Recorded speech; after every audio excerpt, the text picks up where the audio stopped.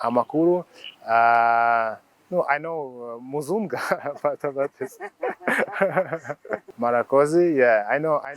Nzi amagambo make muri uru rurimi, ariko ndizera ko hazaza nzamenya amagambo menshi kurusha aya make nzi. Future, I will know more than a few words.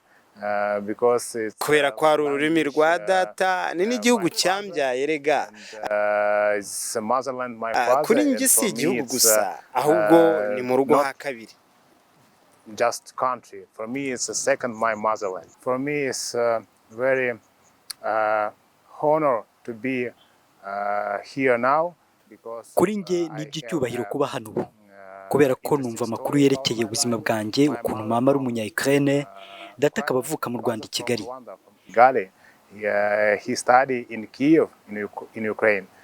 Yize i Kiev muri Ukraine, ahahurira na mama mu myaka myinshi ishize. Navukiye i Kiev, kurira i Kiev. Mu myaka 5 ishize, naje mu Rwanda bwa mbere guhura n'abavandimwe.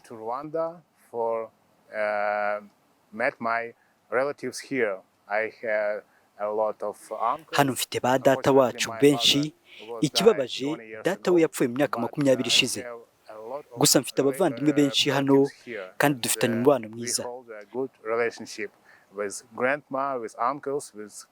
Ba nyogokuru, ba data wacu, babyara banjye, niyo mpamvu nishimiye kuba hano nanone.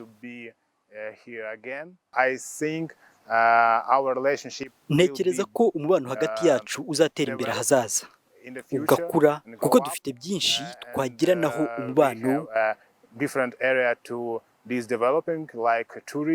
nko mu bukerarugendo, muri siyanse.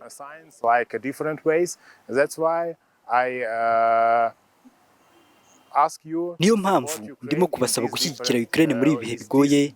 Dukeneyemo ubufasha bwo ku isi yose, ndetse harimo n'u Rwanda.